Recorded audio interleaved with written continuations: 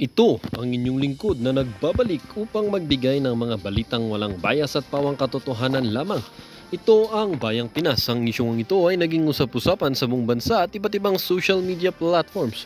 Ngunit bago tayo magpatuloy sa aktual na video ay tayo muna ay magbasa ng mga komento, hinaing at opinyon ng mga netizen at ng taong bayan. May pending case pa at directly involved pero bakit walang hold order si Garma? Bakit yung mga taga-OVP maski walang direct participation, kinokontab nila at may travel restriction agad? Sa dami kasi ng maanghang na comments ng Congress nang hindi dumating si FPRRD, kaya na-challenge si FPRRD na magatid ngayon, ang dami nilang excuses. Deep inside affected ng mga congressman, alam na nila ang galit ng sambayanan. Wag na kayong magkakamaling mag-contempt or i-contempt itong si PRRD kung ayaw nyo sugurin kayo ng taong bayan dyan. Tuwadcom ang napakataas or nagpatakas kay Garma para hindi mabuking ang script niya dahil hindi kayang harapin ni Garma si PRRD. Hindi niya kayang harap-harapan magsinungaling kay President Rodrigo Roa Duterte. Paano nyo nalaman na umalis na sa bansa or ng bansa si Garma? Hindi ba nasa custody ng Kongreso? O baka naman pinatahimik na si Garma forever? Wala ba kayong naaalala? Di ba parehas din yan ng kay Matubato na biglang nawala forever? Kung ang intensyon nyo ay sirain ng Duterte, para nyo na rin sinisira ang mga nakakaraming Filipino. Be careful what you wish for. Kakamulat lang ng mata, pampatulog, pampagising, parang nakikita ko na paano pinagalitan at sinigawan ni Tamba mga papit niya dahil sa paghamon nila kay FPRRD. Kawawa naman ang bansa natin dahil sa duwagkom na ito. Kawawa din ang mga OFWs. Well, para nga sa kabuang detalye at impormasyon ay panoorin na lamang ang buong video at salamat na rin sa ating mga solid viewers sa walang sawang pagsuporta. At kung bago naman sa ating channel ay syempre huwag kakalimutang mag-subscribe, pindutin ang notification bell, piliin na rin ang all upang laging maging updated sa mga balitang bago, totoo at walang bias dito sa channel ng Bayan ng Bayang Pinas. Huwag din po kakalimutang mag-iwan ng like at i-share ang ating mga videos. Muli po mga kaibigan, maraming salamat and God bless!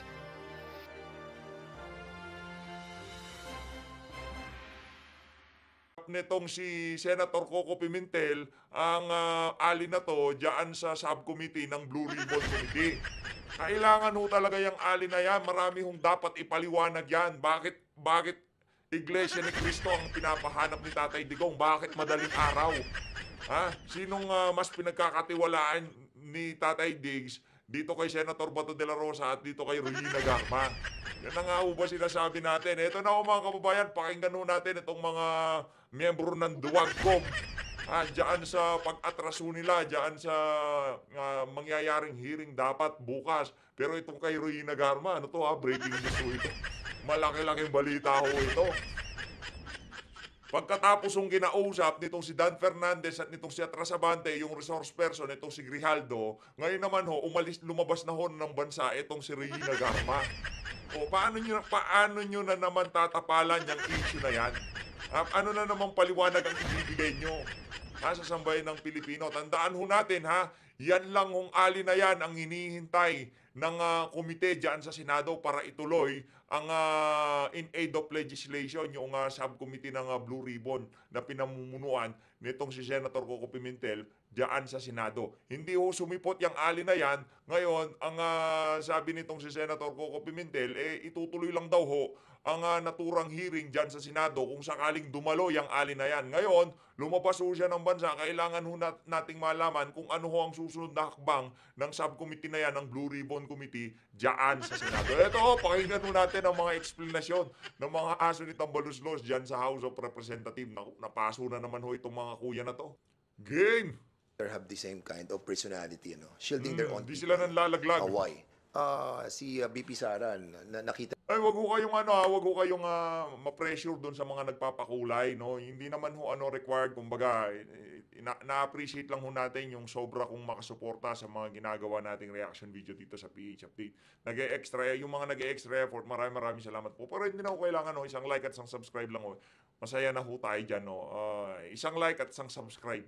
Masaya na ho tayo diyan. natin how she protected yung mga tao niya by not letting them to attend the hearing. Dito naman si former president, sinasabi niya, me alone, me, it's all me, ang responsible dun sa war on drugs. But kahapon lamang nagsalita na po si PNP chief at sinabi niya that 1,286 na mga affected ng war on drugs died and others were wounded, and yung iba naman po ay 219 cops were I think charged criminally. And marami po yung na-charge, almost 200 plus as well. And na-dismiss pala. Meron po na-dismiss, 200 plus. And yung iba, facing summary dismissal as well. So, I think yung pronouncement ng Presidente that siya po ang sasagot sa lahat ng problem ng mga lower ranks sa ating pong kapulisan, para atang hindi po nangyayari. And this is the same trait and behavior that are not now being manifested on her daughter. So, nakikita po natin yung pattern. Yun lang po. In addition po sa sinabi ni Chairman Dan, kung may Davao model sa EJK, may Davao model din sa Anong Davao model, Davao model? Tumakas na ho yung Davao model nyo. Si Garma, yung model nyo tumakas na. Paano ba yan, mga sir? paggastos ng confidential fund. Nakikita natin yung pattern ng Davao mag-ama, model. nakikita natin yung Tumakas pattern na na yung kanilang Davao ginagawa model nyo, mga brad. tungkol sa extrajudicial killing at saka kung paano nila ginagastos yung confidential fund. Tandaan natin na ang Davao may pinakamalaking confidential fund yan sa lahat ng city sa buong bansa. So kung paano nila ginastos yung confidential fund ng DepEd at saka ng Office of the Vice President, binabase din nila sa Davao model. Wow, Davao model. Ito talagang siguro. Yung parang namamayat ka ata, pansin ko lang. Di ka ba natutulog na maayos, ha? Yung mga mata mo, kitang-kita ko eh. In addition lang po, on the first point, yung the reason for their absence, I think nabanggit naman ni Chairman Chua na this is not the first hearing, we're already in our fourth or fifth po ba, and yet they did not attend. I don't think for all those hearings it would account for yung preparation for the OVP anniversary. With that said, in addition, even if ito lang po if this is the only hearing that they're made to attend, I don't think equal naman po importance ng anniversary. Every year naman po yun, yung anniversary as compared to a committee in which under fire po yung integrity and accountability ng isang opisina, the second highest official in the land.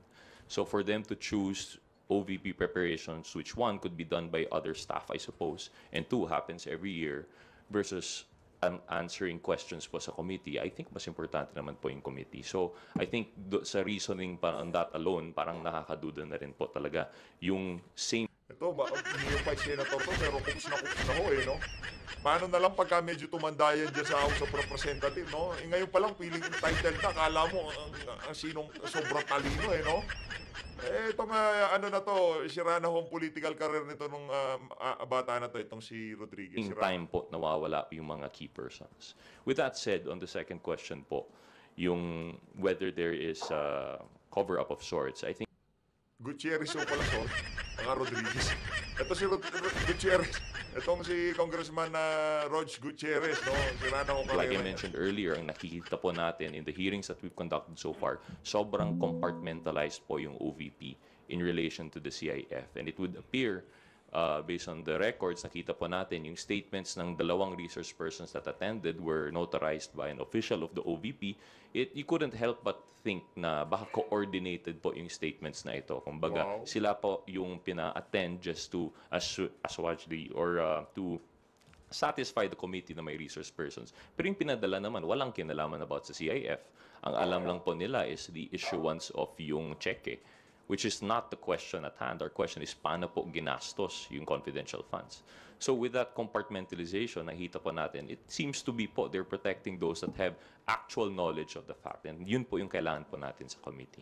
Yun po. Ano ba yan? Thank you, Haji. Would like to recognize Tina Panganiban Perez from GMA7 for her questions. Good morning po, sirs.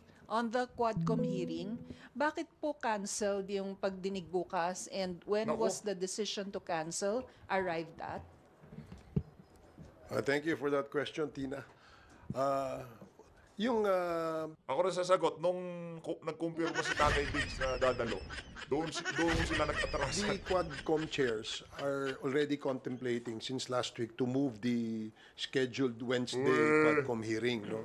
for several reasons. First reason, yung aming if you recall, no, lagi namin sinasabi kapag may mga witnesses, we want them to execute affidavits. Number two, even if they have executed their affidavits, we will have to vet them. No? Meron pong legal team, ina-assist ang Quadcom to interview yung aming mga because marami po ang gustong magsalita. Marami po ang gustong magbigay ng testimonya. Ang aming pong palagay, kailangan aralin namin no? Kung sino ho yung aming iharap dun sa usapin ng EJK, dun sa usapin ng drugs, at syempre dun din sa usapin ng Pogo.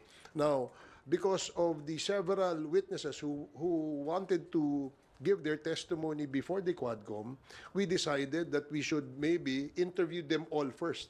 Tingnan namin, sino ba yung yung mas credible doon? Ano sabi mo? Kung sino ang may script. Yan ang nga ba sinasabi natin, Brad. Nagkakabistuhan na ho talaga tayo dito. Kung sino daw yung may script, okay. And it will take a lot of time no, para sa amin. Nadudulas So we decided that before we set this meeting, Nadudulas si again, brother. kailangan Oh. kumpirmado na kung sino yung ating ihaharap. Sino yung mga Nadudulas si witnesses na pwedeng magbigay ng kanilang salaysay na ika nga ay may credibility. Kasi gaya nung sinasabi ko sa inyo noon, marami yung gustong tumistigo. In fact, umabot pa kami sa punto na yung isang gustong tumistigo, pagkatapos siya magbigay ng kanyang affidavit, ay umabot kami sa punto na kailangan pa naming ipasuri siya sa psychiatrist, no? Ipasuri siya through a polygraph test sa krame, no? Para malaman namin kung ito ba'y nagsasabi ng totoo. Hindi ho madali, no? Magpresenta ng witnesses. Kaya napag-usapan nga namin, kagaya ho kahapon ng hapon, na-decide na ho namin na i-cancel yung aming meeting supposedly for tomorrow, ngayong Wednesday, November 13, to give us more time hanggang next Thursday to interview, to set up our agenda, at tapusin po lahat ng pwede naming ma-interview. Plansyahin nyo na maigi para di kayo masunog. That is the reason why we had to cancel. Actually, 2 days ago, nag-decide na kami dyan eh. A week ago pa, pinag-uusap. Uy! Ikaw talaga, oh. Kung kayo na lang papakinggan namin dito, yung mga litanya nyo na lang, wala, yarin mo tayo dyan. Di mo natin mapagkakatiwalaan tong mga crocodile na to. natin, Chairman. And then suddenly, kahapon parang last night, para nakakita tayo na attend na raw sila. And ang problem natin dyan, we have already notified yung mga resource persons, especially yung mga galing sa Cebu, yung mga victims. And at the same time, meron po kami binibet na galing sa Isabela and I think one also from the north. And suddenly, naka-receive tayo ng mga ganong pronouncement that he will be attending. But of course, hindi pa naman po yun official na galing po sa former Official president. na, Brad! He will be attending on tomorrow's hearing. Unless and until that we Official nang nagkumpirma sa dating Pangulong Rodrigo Duterte. Ano na lang talaga, kumbaga, lumulusot na lang kayo. Yung sinasalba nyo na lang yung kakarampot na tapang na ilinabas ni Paduano ng hearing. have received any copy from him, then Ano na kasi most likely, yabang but eh. it's hard to na makapag-ano na po tayo tomorrow because yung pronouncement and the invitation to other resource persons were already been cancelled. Dagdagan ko lang yung sinabi ni Kong Dan. No? Kahapon pa na-cancel na namin yung aming hearing. At 6:30 Totoo p.m., the Quadcom chairs have already informed the Secretariat to send out notices to all our members and to all our invited resource persons na hindi po natin matutuloy yung ating hearing ngayong Wednesday. No? At all these notices via email, via digital and Viber notices, pinadala na ho yan kahapon pa lang. And wala ho kaming wala ho kaming confirmation pa kung sino yung a-attend. Wala naman ho nagsabi sa amin na may Wala na. Umalis na. Nasa labas na ng bansa yan si Garma. Sino pa a-attend dyan? Wala pa daw confirmation. Wala kung kinukumpirma ko na. Wala na. Noong November 7 pa lang umalis na yan si Garma. attend na sa Wednesday because as early as yesterday, we have already sent out cancellation notices. Kaya wala namang Wala na si Garma, kami kaya ngayon na kailangan meron i-cancel palang na. gustong umattend. No? Welcome naman po yan sa atin. Kaya lang, na-cancel na po natin And just to let everybody know that we have already postponed it for November 21st, Thursday next week. So lahat po ng inimbitahan namin na kinancel namin, ay iimbitahan ho namin ulit. Nang sa ganoon, mahaba-haba ho yung inyong preparasyon, mahaba-haba inyong Hindi, mahaba-haba ang inyong preparasyon. Kasi pagka dumating dyan si Tatay Diggs, hindi kayo nakaredy. Naku, lilitsunin kayo nun. Sasargo kayo niya. Diba? Maghahalo ang balat sa tinulupan dyan sa duwag committee na yan. Ang dami na ng pangalan ng committee mo, Brad. From quad, naging tuwad, naging huwad, ngayon naman duwag. Magkakarime naman oras eh. para Creative talaga maka-attend ng mga dito sa aming kababayan natin. Quadcom hearing sa Mr. Chairman, baka iniisip ko rin during the time that we have discussed that on Sunday, I think we finalized on Sunday. Baka may mga chairman na mole doon sa pag-uusap natin. Just kidding. Pero we already decided last Sunday pa po at pinormalize lang po namin yan kahapon, and that's the reason why we already have a meeting yesterday. Unfortunately, may mga gantong issue na darating daw po, and I think it's hard for us to really send invitation again to those who have been canceled resource persons. And kung wala naman talagang kung wala naman talagang direct statement ang ating former president na darating siya, tingin namin propaganda lang yung lumalabas ngayon sa internet, no, sa social media. Actually, kahapon pa, Brad. Kahapon pa na may nababasa-basa na kami na dadalo sa Tatay Diggs. At kinumpirma ho mismo nitong si dating Presidential Legal Counsel Salvador Panelo, kagabi pa ho nadadalo si Tatay Diggs. Ngayon lang ho umaga, lumabas siya ang inyong desisyon na kansilado yung hearing bukas. Ikaw talaga, Brad. Tulog ka muna kasi. Na darating siya. Kasi gusto rin naming dumating siya dahil pinagbantaan nga niya yung mga congressmen na sinasabi niya, sisipain daw niya, wala namang virtual kick. Diba? So, Meron, ito. Gusto mo virtual sapok pa eh. Batukan kita, gusto mo. Babatukan na kita, Brad. Yan nabatukan na kita. Anong walang virtual? Meron virtual bato ko. Hindi na kita papasipa kay Tatay Diggs. Babatukan na lang kita. Hindi na batukan ka. mas maganda sana Virtual kick. dumating siya Virtual dahil batok, willing naman meron si na. Chairman Dan na magpasipa sa former president. virtual kick. Tsaka napakahirap naman po kung na-cancel ng isang committee hearing. Hindi mo ba tatanong yung kay Ruina Garma? Kailangan tanong nyo yan. Mag-imbita ka na naman, you need at least 3-day notice sa mga i-invite ninyo. So, masyado na pong short yung ilang oras. In fact, yung mga naging reason kung bakit po kami nag-issue ng subpoena for the second time, na-reissue po namin because we are following our rules dito po sa House. Sir, yung si Attorney Panelo kasi yung isa sa mga nag-confirm na pupunta raw po si former president. Tapos, with the cancellation of the hearing, may mga posts po kasi online saying na baka naduwag daw yung Quadcom. Yan. Alam mo, unang-una, hindi naman si Attorney Panelo inimbitahan namin. Di ba? It was the former president ng aming inimbitahan. And we were informed that the lawyer or the counsel of the former president, where we also received letters from the law office of Attorney Delgra. Yun lang ang hinihintay namin na inform na inassign na nga ito Delgra kayo ng Delgra. Si Tatay Digong nga mismo inassign niya na itong si Panelo bilang kanyang legal counsel niya pagka humarap siya dyan. Sa Senado ba katabi niya si Delgra? Hindi naman si Delgra katabi niya. Siya lang gumawa ng sulat pero abogado talaga niya itong si Panelo. Ay naman, information. So kung social media, wala akong pupunta. Kung nagtatawag kayo ng mga vloggers, parang disrespect yan sa atin dito sa sistema ng ating imbitasyon. Do not invite in the social media. Kung gusto nyo, sumagot kayo, sulatan nyo kami. Diba? Sulatan nyo kami kung kayo ay pupunta. Hindi yung sa social media kayo magsasalita. Of course, we appreciate the fact that pupunta ang ating dating Pangulo dahil yun naman po ang request ng ating mga kasamahan sa Quadcom, no?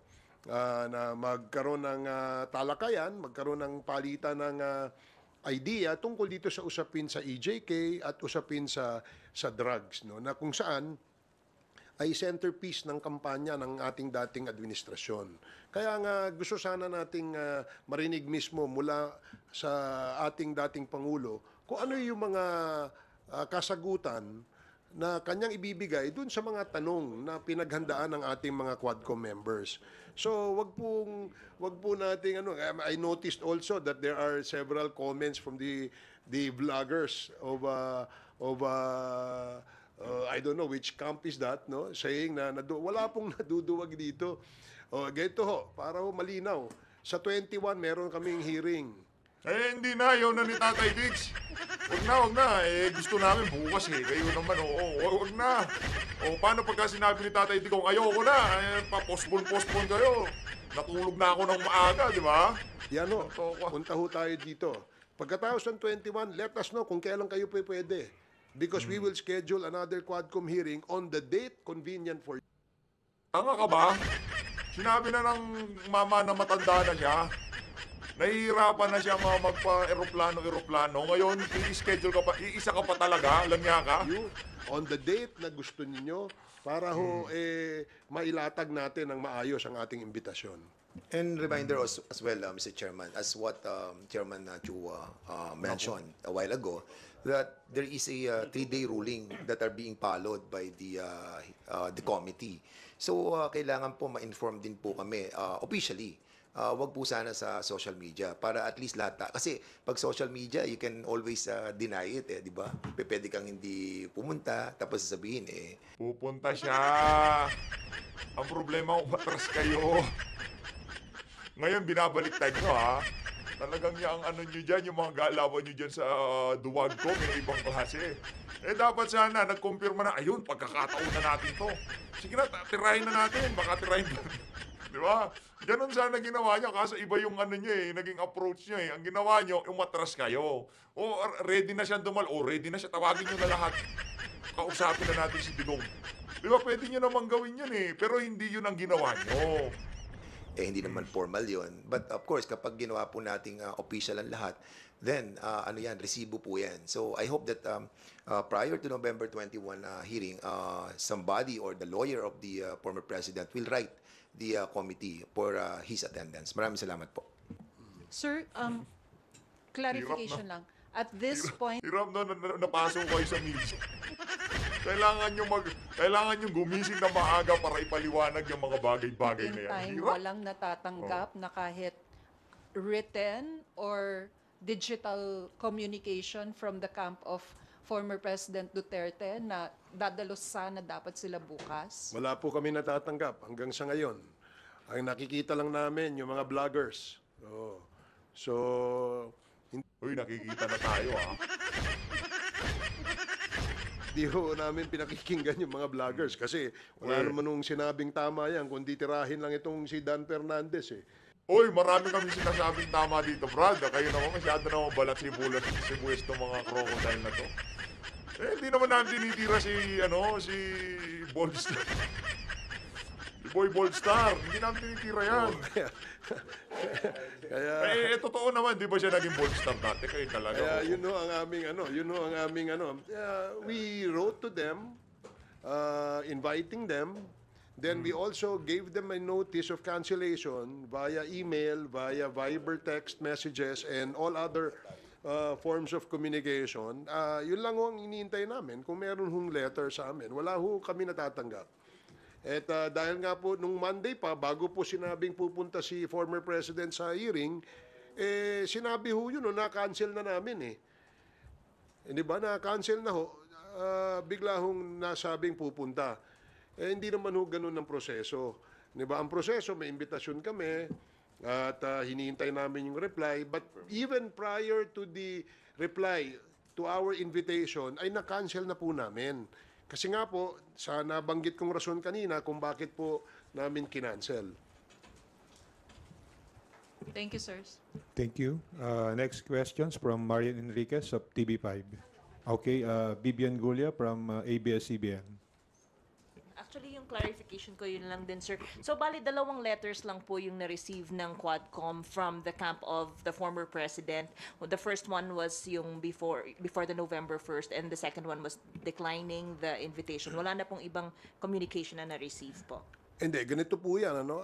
Since the start of the Quadcom hearings, invitation has already been extended to the former president and the 2 senators, no, incumbent senators. But there was no reply. And then we had a subsequent committee hearings of the Quad. There was no reply whether they will attend or not. Now, there was a press statement issued by the former president that he said wala siya natatanggap na invitation. That's why we had to send again another invitation for our October 22 committee Quadcom hearing. At the following day, we already received a letter coming from his lawyer, si Atty. Delgra, saying that he needs to rest, the former president needs to rest, he has a lot of engagements, has been tired, and because we understood that the former president is already old, and we would like to give him the time to rest, so we accepted the cancellation. Then we sent again another letter, supposedly for the October, November 7 hearing. Then we received again another letter. Sinasabi na hindi siya pupunta because walang integridad ang Quadcom at na-prejudge na siya ni Congressman Dan Fernandez tsaka ni Kong Benny Abante. At saka mahaba pa yung rason. So we accepted again, no, the refusal to attend. Now we're supposed to have a November 13 hearing, but we decided to cancel it yesterday. Ngayon sasabihin na pupunta. Ano ba talaga, kuya, di ba? So Hindi, kahapon pa, hindi pa na. Kaninang umaga lang lumabas yung issue na umatras kayo. Pero yung pag-confirma niya, kahapon pa naririnig na namin. Kayo talaga. I mean, ito formally sent po yung letter. Sinungaling nyo talaga dyan. Of course, we appreciate the fact that the former president is now interested to attend, no? Malaki pong yan, dahil malaki pong maitutulong niyan sa Quadcom. Talagang, in other words, no, talagang propaganda lang, no, yung ginagawa nila, lalong-lalo na yung sinasabi nilang pag-attend sa committee hearing ng Quadcom, no. Talagang nabubudol-budol nga, no, yung ating mga mamamayan. Pambihiraw talaga tong si Boy Salamino. Brad, alam mo, kung ikaw na lang magsasalita dyan, walang makikinig sa'yo. Wala ka namang credibility eh. Sino ka ba? Kailan kasama ka nga sa drug. Hindi ko kasama daw sa drug watch list ni Tatay Digong yan. Paano ka namin papaniwalaan? Matulog ka muna, Brad. Regarding sa kung ano yung kanilang mga sinasabing statement. Thank you. Before we continue our press conference, I'd like to acknowledge the arrival of House Committee on Human Rights Chairman, Manila Representative Benvenido Benny Abante Jr. Thank you for joining us, sir. Dumating si okay, Atras. Bibian, are you okay? May I call on Lenesca Panti from GMA News Online? Good morning po. Sir, yung kay former President Duterte also, he said that he had nothing more to say, to add, given his testimony in the Senate, the drug war probe. And he also said na wala na daw siyang pera para pamasahe. Papamasahihan niyo daw ba siya? That's how he said it, na wala na daw siyang pera pamasahe. So how do you respond to this na he has nothing to add more to what he said in the Senate? So do you agree with that? And yung second na wala daw siyang pamasahe papunta dito? Well, in fact, that was stated in the letter of Attorney Delgra. No? Sabi niya, he has nothing more to add, no? Dun sa Quadcom. Sinabi na daw niya lahat ng gusto niyang sabihin sa ano. And of course, we took note of that. No? Pero nga, mas maganda nga sana na sa kagustuhan ng mga mayorya ng membro ng Quadcom na makaharap at matanong direkta ang ating Pangulo, dating Pangulo. So, I think if the President would welcome that, we will appreciate, no? Kapag siya nag-attend. Yun nga lang po, nagkaroon lamang po ng cancellation ngayong Wednesday. Because of the reasons I stated earlier. At Mga kababayan, naniniwala ho ba kayo dun sa mga rason na nabanggit nitong si Ace Barbers na sa dahilan kung bakit kinansela yung nakaschedule na hearing bukas na nanawagan na ho na talagang pati yung mga kilala nating vlogger talagang dadalo daw itong strategy. Ngayon bigla wala na naman. Ano hindi ba yan? dahil sa sinasabi ng Naniniwala mga ho ba kayo vlogger. dyan? Wala hong hindi ho namin pinakikinggan yan. Nababasa-basa lang po natin yan. Kung sa mga pamasahe naman, nag-usap-usap ang mga chairman, ang pinakamalaking ambag ay si Congressman Dan. Bugbog sarado to si Dan Fernandez. At gusto lamang malaman kung ilan sila, no, so that we can also accommodate. At ma-arrange din po yung mga accommodation. And at the same time siguro we have to make it formal, no? I-formalize natin lahat kasi nga pag yung sa social media tayo nagsagutan, I think it will not be proper, no? At maliligaw po tayo, especially yan nagpo-pronounce sila that they will be attending. And it's not even coming from the president, di ba? So we are governed by the rule of law and we are governed by the rules of the committee. And I hope that kung talagang a-attend po ang presidente, now is the right time to notify the committee, especially November 21 pa naman yan, malayo pa, Thursday pa. So we have all the time, no, para i-prepare. Ang problem talaga, alam nyo, mahirap din naman po yung bukas maghihiring na po kami. Di somebody will accuse us that we are, kumbaga, binibreak namin yung own rules namin of the three-day notice. Kaya sana po, no, sa ganun, we will be guided accordingly. Chairman Abante. Just lang, sir, to add, yung sinabi niyang wala siyang pamasahe, it was a press conference. It was not a hindi siya galing sa vlogger. He had a press conference and he said na yun nga, wala daw siyang pamasahe. Well, Yan, madaming pera yan. Madaming pera yan. Madaming may bibigay yan si Abante. Madaming pera yan. sagot na po ni Chairman Ace Barbers ang tungkol dito. So, we're willing to chip in kung talagang kinakailangan. Ikaw lang, bro, Cadillac mo pa nga lang, 18 million na di ba? If really the president wants to come, hindi namin siya pipilitin, no, according to his condition, a health condition, o mental condition. Kami naman we would like the people to know that we have high respect for the former president. And we really want to, to hear his side of the issue. Kahit na po marami